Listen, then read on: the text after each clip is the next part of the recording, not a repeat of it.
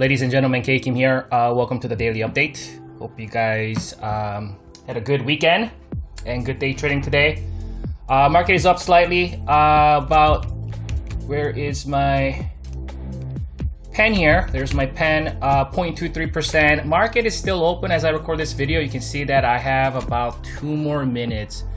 I am recording this intraday and market should be closing in about minute and 50 seconds there. So I think that the market actually was led by the transportation average is up almost 3%. I think towards close it's like up 2.5%, while the Nasdaq is down 0.3%, right?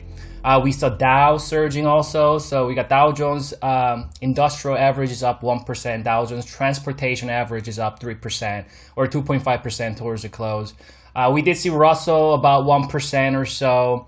S&P, kind of flat a little bit, up slightly. So we continue to see sector rotation occurring, and this is something that we've been anticipating. We've been talking about last several weeks now that some of these leading indices to kind of slow down, and the lagging sectors and indices to kind of catch up. And this is the reason why you don't see the Nasdaq completely crashing down or completely seeing a big declines. I mean, Nasdaq is overall still kind of hanging around and holding up while it is letting the other indices to kind of catch up, right? And we've been talking a lot about how, don't chase these high flyers. There's always other stocks, sectors that you could probably get into for better, to position yourself rather than chasing some of those high flyers. And even today, looking at this here, I mean, something like this is up today, while something like Zoom that has been flying is down today. And so, so I think you want to continue to give benefit of the doubt to the buyers. While, again, we talked about all of this on the weekend video also, while we're dealing with extended sentiment on these large tech stocks and S&P 500. When are we going to see a correction? See, that nobody knows. Nobody knows.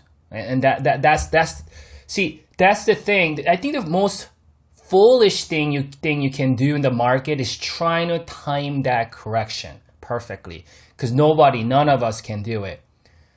And sooner or later we will have sizable correction.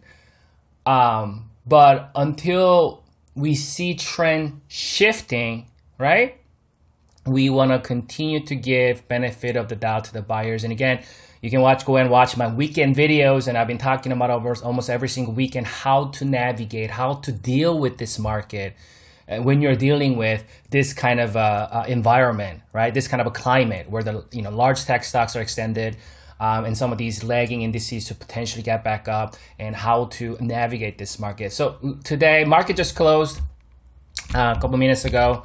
Looks like S&P did close with a 0.3% gain there. So my short-term moving average continues to act as support here, right? It looks like, and again, we want to continue to give benefit of the doubt to the buyers in the short term. We've been tracking my midterm moving average here. As you can see, where's my midterm moving average?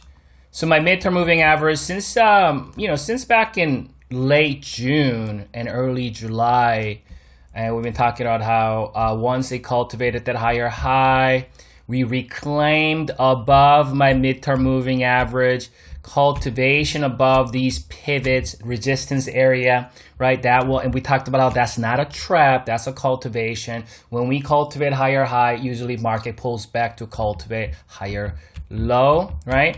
And as long as my midterm moving average continue to rise, we want to continue to give benefit of the doubt to the buyers in the midterm. Now that the short-term moving average is continuing to act as support in the short term of sense, right?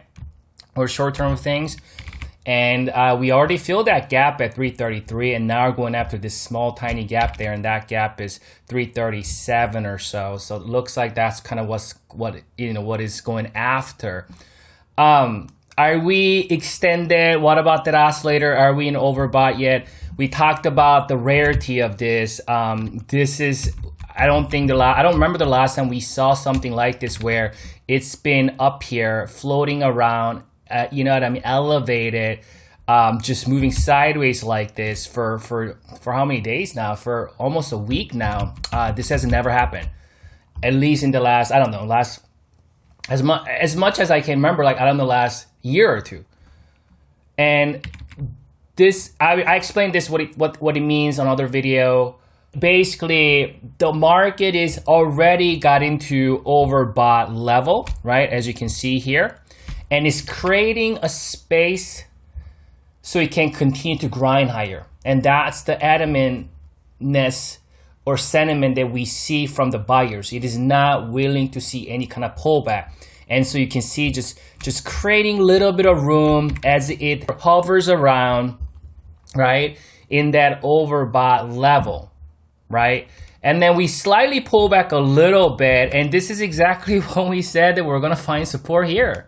Didn't we talk about that? We're gonna find support here, right? That's a pivot, and it's no coincidence that it came down right to that level and we just crossed up, right? And next level support is here if we do continue lower. But for now, looks like there's a little bit of room here, and it looks like buyers gonna try to utilize it, and that could mean another couple hours or so, maybe several hours of bullish run if buyers decided it's gonna maximize this little bit of energy, because it provided a little bit of space on this pullback, just a little bit of space to, you know, create a little bit of space after hitting this overbought level for days, right? And then now it's getting back up here. We are at the resistance, that gap area resistance. The whole gap area should act as resistance. So either we find resistance here at this level, or this thing's go up and fill it and then act as resistance. When I actually look at my daily chart, we are hitting that overbought level. Let's say if this is this is a daily chart, right? This is a 65-minute chart. But when you look at I'll look at the daily chart here real quick before I let you guys go. Let's go to daily chart real quick. And look at this oscillator, right? This is a daily. And we are just getting into pretty overbought level, right? So when you look at that, you look at daily and then you look at 65-minute, how you can interpret that is, well, this is what we talked about on the weekend. Start closing out some of your longs that has good gains, but still hold some, not close out everything, just in case market keeps going higher. But that's what I've been doing today. That's what I've been doing Friday and Thursday. I've been continuing to unload, take profits on longs, but I still have longs that I'm still holding, right? So that if market continues to move higher, I can keep riding it, right? And I have enough room that if we do see a sharp decline, I'll be well prepared to accumulate on that pullback, right? So that's how you should be dealing with this market, not to trying to short, again, unless you're very, very short term, not to trying to call top. That hasn't worked for bears for many months now, you know, and so that's how I would approach this market. I'll come back for you guys tomorrow. We'll go from there, and I'll tweet things out if I see any kind of development at 2K Kim. You guys enjoy your evening. Good luck trading tomorrow.